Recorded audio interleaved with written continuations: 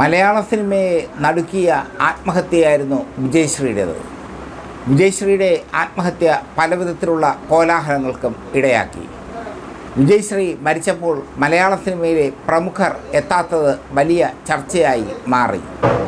ഷീല മാത്രമായിരുന്നു മലയാള സിനിമയിൽ പ്രമുഖയായ നടിയായി വിജയശ്രീയുടെ അടുത്ത് എത്തിയത്, അവർക്ക് അന്ത്യ ഉപചാരം സമർപ്പിച്ചത്.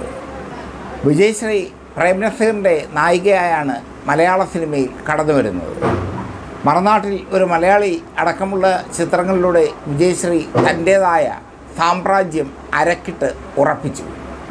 പിന്നീട് കുറേ കാലം മലയാള സിനിമ വിജയശ്രീയുടെ യുഗമായിരുന്നു. പ്രേംനസീറും ഷീലയും തമ്മിലുള്ള സൗന്ദര്യപ്പിണക്കം ഏറ്റവും കൂടുതൽ ഭാഗ്യം ചെയ്തത് വിജയശ്രീക്കും ജയഭാരതിക്കുമാണെന്ന് പറയാം.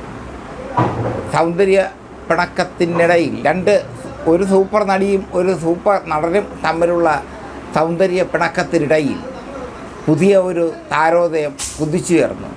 അതായിരുന്നു വിജയശ്രീ. വിജയശ്രീ തിരുവനന്തപുരം സ്വദേശിയാണ്.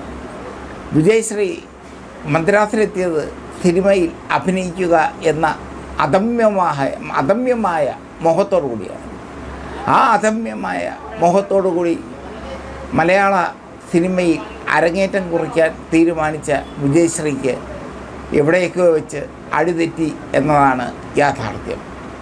അസീം ഭായി എന്ന അങ്കത്തട്ടിൻ്റെ നിർമ്മാതാവ്, വിജയശ്രീ അഭിനയിച്ച അങ്കത്തട്ടിൻ്റെ നിർമ്മാതാവ്, ആ നിർമ്മാതാവായ അസീം ഭായി വിജയശ്രീയുമായി ബന്ധം കൂടി. അയാളുടെ 4ാമത്തെ 5ാമത്തെ ഭാര്യയായിരുന്നു വിജയശ്രീ. പക്ഷേ അവരത് അറിഞ്ഞില്ല. അസീം ഭായി പ്രേംനസീറിനെ തല്ലിയതും വലിയൊരു വാർത്തയായി മാറി. പ്രേംനസീർ വിജയശ്രീയുമായി ഇഴുകിച്ചേർന്ന് അഭിനയിക്കുന്നു എന്നുള്ളതായിരുന്നു അസീം ഭായിയുടെ പ്രകോപനം. അസീം ഭായി പ്രേംനസീറിനെ തല്ലി.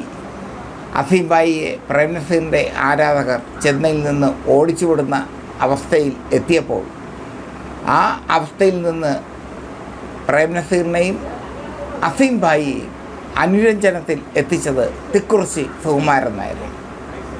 അങ്ങനെ ഒരുപാട് കഥകൾ വിജയശ്രീയെ പറ്റിയുണ്ട്. വിജയശ്രീയുടെ പിതാവ് മണക്കാട് നാരായണപിള്ളയായിരുന്നു, ഗുസ്തിക്കാരനായിരുന്നു. അദ്ദേഹം വളരെ പുഷ്ടിയുള്ള ഗുസ്തിക്കാരനായിരുന്നു. അദ്ദേഹം ഒരു കാലത്ത് NN ബാലകൃഷ്ണൻ ചേട്ടനെ, നമ്മുടെ ബാലയണ്ണനെ, ക്യാമറാമാനായ ബാലയണ്ണനെ സെക്രട്ടേറിയറ്റിൽ വെച്ച് തൂക്കിയെടുത്ത് നിലത്തടിച്ചത് വലിയ വാർത്തയായി മാറി, വലിയ സംഭവമായി മാറി. ബാലൻ്റെ തടി അറിയാമല്ലോ.